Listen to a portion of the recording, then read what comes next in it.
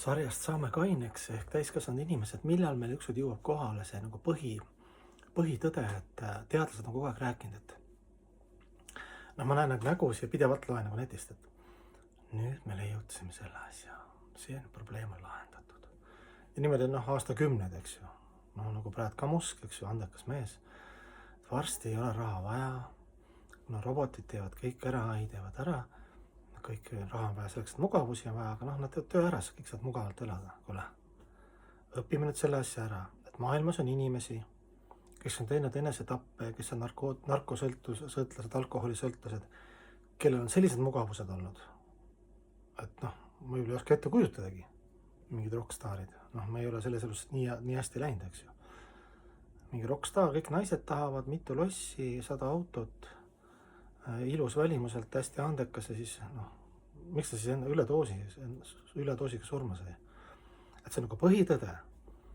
Et vähete üle, mis mugavused on, kui palju asju on. See ei ole õnnega otseselt mitte midagi pistmist, sest inimene degradeerub. Inimese keha peab olema kontaktis õhk, maa, tuli, vesi, eeter, ta peab liikuma kogu aeg. Kontaktis tegema midagi. Kui tal kõik need ära võtta, et on hästi mugavas nagu sellises olekus, kus ta näiteks söök hästi mugatiiv on, siis ta läheb hulluks nagu. Et see on fakt ja seda on nagu statistiliselt ajalooliselt näha, sellepärast, et ajalooliste või nende teadlaste juttu nagu ei maksa üldse nagu uskuda. Võib-olla tore ikka, eks ju, ma ise olen ka mugavustoori, eks ju, et tehnika nii ja naa, aga teine põhitõde on see, et kui inimestel on madalad omadused, nad ei saa aru, et on hing ja loodus on elus, nad püüavad seda loodust lihtsalt ekspluateerida, siis nad kaotavad ka selle mängu. Eks ju, et sellepärast, et kõik head asjad, mis on põhiliselt nagu sõjatööstuses ja on kasutatud hoopis seda, umbes aatomenergia, kohe lendas Hiroshimas pomm, eks ju, lapsed ja naised, redaktsioon. Et nagunii kõik need teadmised, need leiutused on nagunii väga madalate omadustega poliitikute ja teemalike inimeste käes. Et pigem risti ette, et jumala eest midagi leiutada, sest siis kohe tehakse jälle mingi uus hullus nagu. Kas on sõjatööstuses või mingi nagu viirus, nagu praegu see pandeemia värk nüüd, kõik on kas tõesti see oli nagu vale, kuule. Ärkame üles, võtame nüüd kaineks, vahet ei ole, kas sa tegid süsti, teinud süsti, see on sinu valikuvabadused, sinu hirmud, kartsid tööd, kaadata, mis iganes.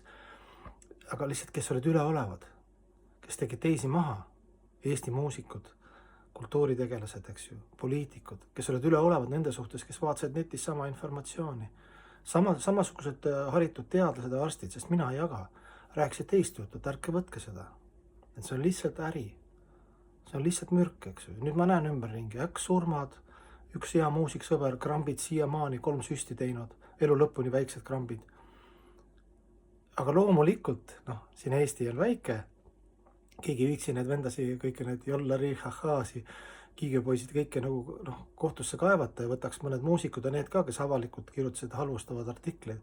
Sest meil oli tõesti siin elu surma piiri peal olime korraks. Siin sõprade tuttavad, kes selle asja vastu siis mõtlesime, kas me lähme nagu metsavennad, metsa või lähme tänavatele, et asi oli naljas kaugel. Ja need samad tüübid praegu siis nagu tegutsevad edasi nagu Vene ajal ka, eks ju, kommunismi ajal, eks ju, siis tuli kapitalism, samad vennad, kes nagu olid seal pugejad, et hea sooja koha peal võtsid siin ka kohe soojad kohad. Et see on klassika, et see võib-olla ei olegi, et karma ise tegeleb, eks ju, meiega. Me oleme kõik ekslikud.